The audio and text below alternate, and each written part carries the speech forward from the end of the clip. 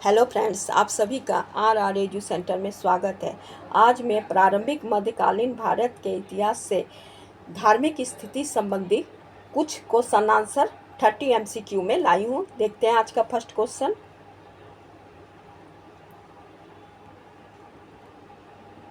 प्रारंभिक मध्यकाल के दौरान बौद्ध धर्म भारत के किस दिशा में निरंतर बना रहा? ऑप्शन ए दक्षिण भारत, ऑप्शन बी उत्तर भारत, ऑप्शन सी पश्चिमी भारत, ऑप्शन डी पूर्वी भारत। राइट आंसर है ऑप्शन डी, पूर्वी भारत में प्रारंभिक मध्यकाल के दौरान बौद्ध धर्म बना रहा था। बंगाल के पाल शासक बौद्ध धर्म के अनुयायी थे।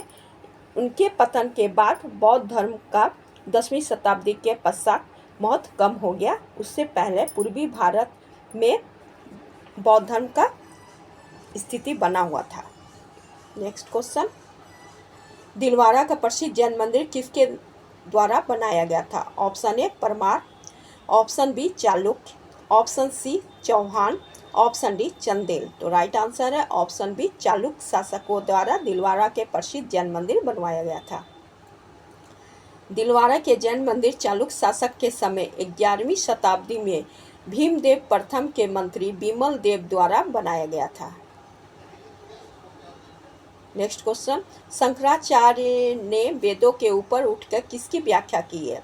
ऑप्शन ए ज्ञान की, ऑप्शन बी क्रम की, ऑप्शन सी धर्म की, ऑप्शन डी भक्ति की। तो राइट आंसर है ऑप्शन ए ज्ञान की।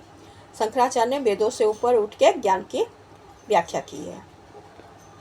नेक्स्ट क्वेश्चन, निम्नलिखित में कौन सी स्त्री अलवार संप्रदाय की साध्वी थी? ऑप्शन ए पोइनी, option b Appar, option c Andal, option d नामियालवार।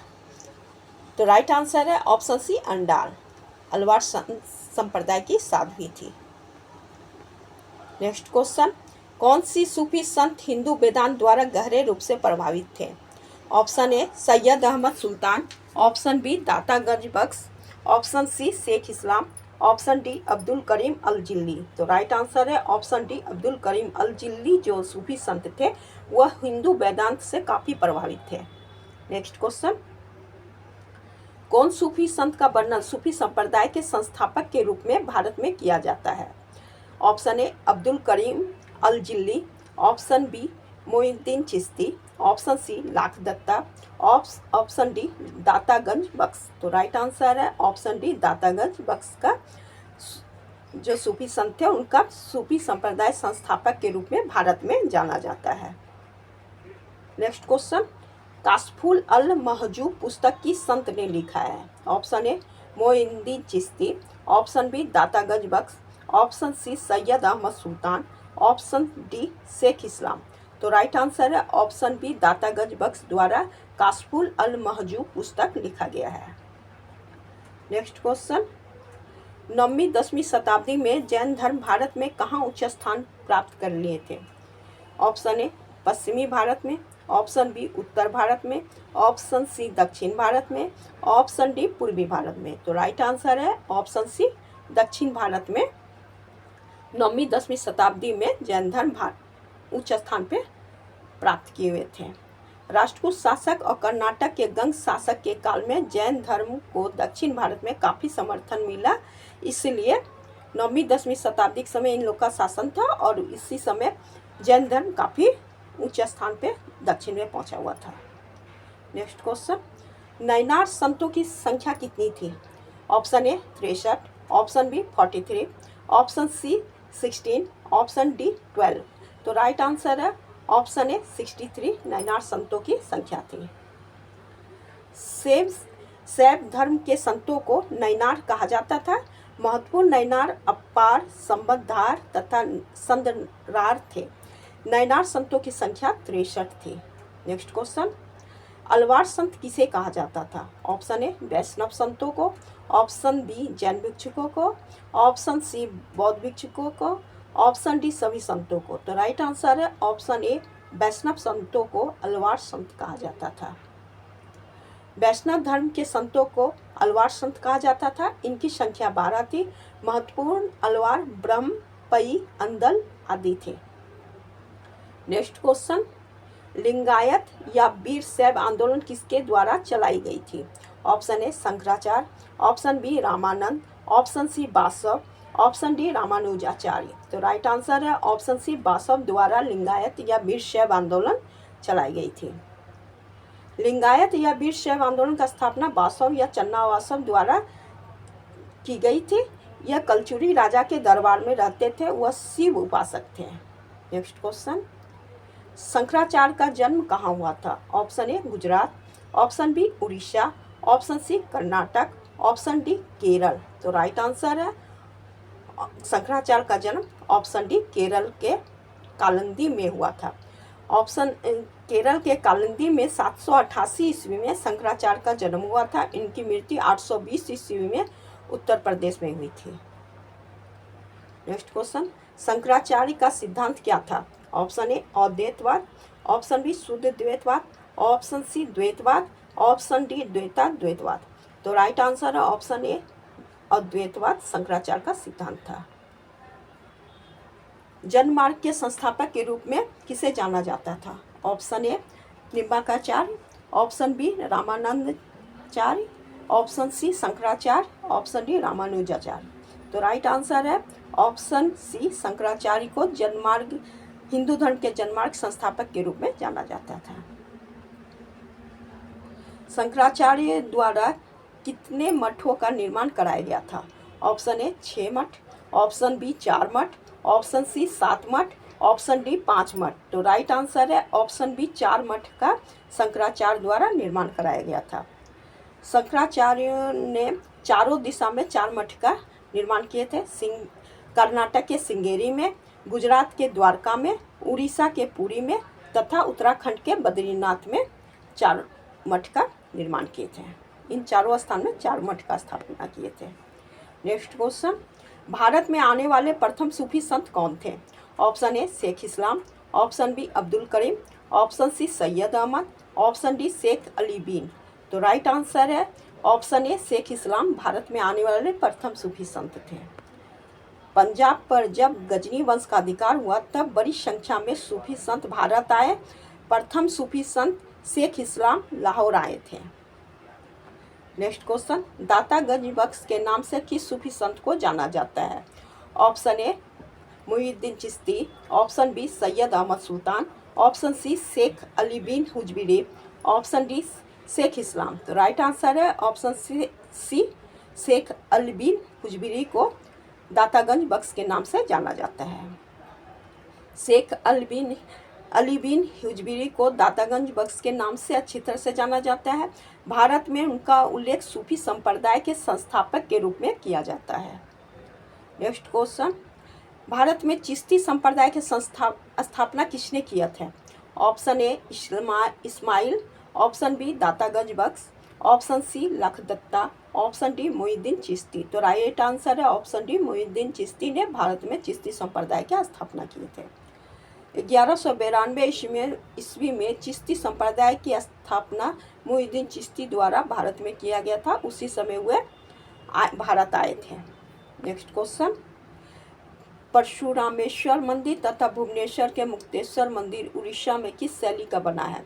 Option A बेसर शैली, ऑप्शन बी नागर शैली, ऑप्शन सी द्रविड़ शैली, ऑप्शन डी इनमें से कोई नहीं। तो राइट आंसर है ऑप्शन बी नागर शैली से परशुरामेश्वर मंदिर तथा भुवनेश्वर के मुक्तेश्वर मंदिर बना है। परशुरामेश्वर मंदिर, भुवनेश्वर के मुक्तेश्वर मंदिर तथा पुरी के जगन्नाथ मंदिर और कोणार्क के सूर्य मंदिर, ये सभी मंदिर नागर शैली से बनी हुई है। नेक्स्ट क्वेश्चन, चालुक्य प्रकार के मंदिर की शैली को कौन सा शैली कहा जाता है? ऑप्शन ए नागर शैली, ऑप्शन बी द्रविड़ शैली, ऑप्शन सी बेसर शैली, ऑप्शन डी पुलकेशिन शैली। तो राइट आंसर है ऑप्शन सी बेसर शैली चालुक्य प्रकार के मंदिर की शैली को कहा जाता है। बेसर शैली जिसे चालुक्य प्रकार की शैली भी कहा जाता है, यहाँ पे चालुक्य होगा, कहा जाता है। यह शैली का मंदिर द्रविड़ और नागर शैली के सम्मिश्रण के आधार पर बनती है। लुकुकुंदो का जैन मंदिर, जोधपुर का मुक्तेश्वर मंदिर और इतनी का महादेव मंदिर बेसर का सर्वोत्तम उदाहरण है। नेक्स्ट क्वेश्चन, चोल शासक के अंतर्गत गौरव के विशिष्ट स्थान पर मंदिर बनाने की कौन सी शैली पहुंची हुई थी? ऑप्शन ए द्रविड़ शैली, ऑप्शन बी नागर शैली, ऑप्शन सी बेसर शैली, ऑप्शन डी इनमें से कोई नहीं। तो राइट आंसर है ऑप्शन ए द्रविड़ शैली चोल शासक के दौरान सबसे ऊंची स्थान पे पहुंची हुई थी। स्तंभ वाले हॉल तथा कमरे के ऊपर गहनता के लिए जाता हुआ विमान तथा मंदिर की वास्तुकला द्रविड़ अथवा दक्षिण भारतीय शैली जो चोल शासन के अंतर्गत काफ़ी महत्वपूर्ण स्थान पर पहुंची थी। विजयालय के चौलेश्वर मंदिर तथा श्रीनिवास लूर में कोणार्क नाथ मंदिर द्रविड़ शैली की विशिष्ट कृतियां हैं। नेक्स्ट क्वेश्चन, खजुराहो का मंदिर किस शासक द्वारा बनवाया गया था? ऑप्शन ए पाल शासक, ऑप्शन बी चालुक्य शासक, ऑप्शन डी प्रतिहार शासक, ऑप्शन डी चंदेल शासक। तो राइट आंसर है ऑप्शन डी चंदेल शासक द्वारा खजुराहो का मंदिर बनवाया गया था। मध्य भारत के खजुराहो के मंदिर जो जेजाक भुक्ति के चंदेलों द्वारा 950 से 1250 के बीच बनाया गया था। हिंदूवाद का जदगुरु कौन कहलाए हैं? Option A Ramanuja, option B Shankaracharya, option C Ramanand, option D Nimbarkacharya. तो राइट आंसर है ऑप्शन बी शंकराचार्य को जदगुरु कहलाता है हिंदूवाद के। नेक्स्ट क्वेश्चन, सैयद अहमद सुल्तान सखी सरवर सूफी संत की मृत्यु कब हुई थी? Option A 1080, option B 1065, option C 1030, option D 1005। तो राइट आंसर है ऑप्शन ए 1080। सूफी संत सैयद अहमद सुल्तान सखी सरवर की मृत्यु 1080 ईस्वी में मुल्तान के पास शाहकोट में हुई थी। लख दत्ता के नाम से कौन सूफी संत जाने जाते थे? Option a Nizamuddin Auliya, option b Salim Chishti, option C Syed Ahmad Sultan Sakhi Sarwar, option d Baba Farid. तो राइट आंसर है ऑप्शन सी सैयद अहमद सुल्तान सखी सरवर लाख दत्ता के नाम से प्रसिद्ध है। नेक्स्ट क्वेश्चन, 750 से 1200 ईस्वी तक जैन धर्म किस समुदाय के बीच प्रचलित रहा?